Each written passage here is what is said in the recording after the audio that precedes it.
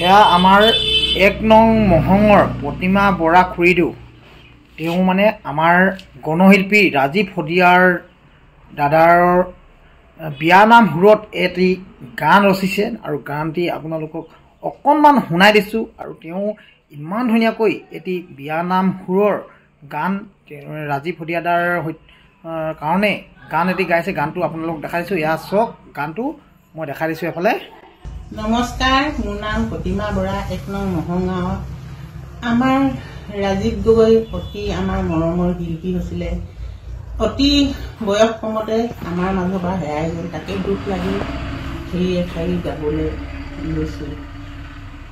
শুনিছোঁ ৰাজীৱ ৰূপাধি গগৈ শদিয়া সমষ্টি তুচিঙা গাঁৱৰ ৰাজীৱে গান ৰচে অসমৰ বাবে। অসম মাতৃভূমি হেৰাইছে চাগে, হঠাতে আহিলে মাঘৰে বিহু। নিমন্ত্ৰণ নাছিলে প্ৰগ্ৰেমৰ বাবে। উৰুখা নিশাতি ৰবাই হাই খাতিত, দ্বিতীয়ৰ নিশাতি সৰু মেচাৰিত। মনৰে কল্পনা মনতে ৰল, দেহিয় ৰাজীৱে মৃত্যু হ'ল।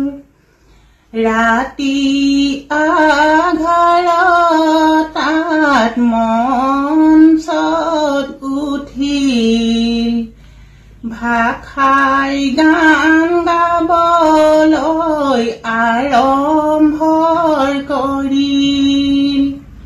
প্ৰথমৰ গানটোত লাগিলে ভাল, দ্বিতীয়ৰ গানটোত ছাপিলে কাল, তৃতীয়ৰ গানটোত নেভাস হৈ পৰিল।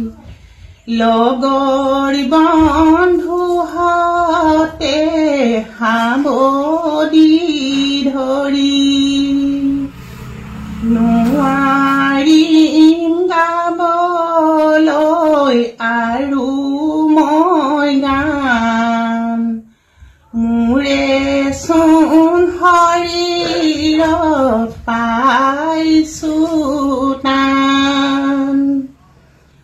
ভাইছা মোৰ থাকিলে দূৰতে আছে, মোৰে চোন পুত্ৰ দূৰতে আছে। দেহিয় ৰাইজৰ মেজি জুই দিলে, ৰাজীৱৰ দেহিয় চিতা জুই দিলে।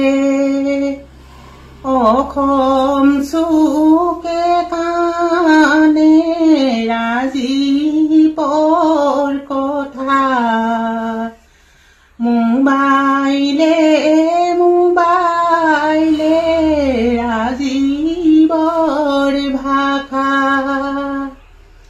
এইবোৰ কথাকে ভাবিহে থাকোঁ, দুগালে দুধাই দি চকুলৈ মুচো।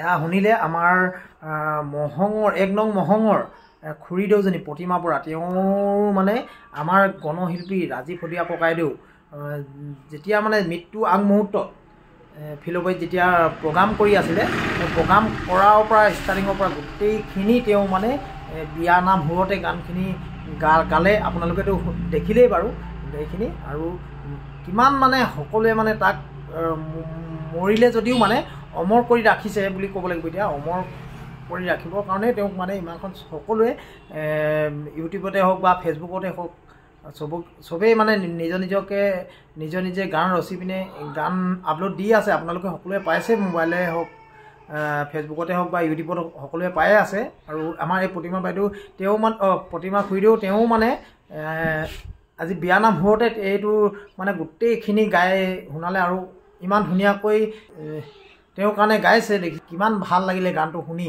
আৰু এনেকৈ আৰু কিমানে যে দি আছে ঠিকত নাই তথাপিও আজি এইখিনি দেখালোঁ আজি আমাৰ এই খুৰীদেউ গোৱা সেইখিনি বিয়া নাম হোৱা গানখিনি আৰু আপোনালোকে কেনে পালে কি আপোনালোকে কমেণ্ট কৰি জনাব যদি ভাল পালে মোৰ চেনেলটো লাইক কমেণ্ট শ্বেয়াৰ আৰু নতুনকৈ চাই যে চেনেলটো ছাবস্ক্ৰাইব কৰি দিব নাপাব তেন্তে আজিলৈ ভিডিঅ'টো ইমানতে সামৰি দিছোঁ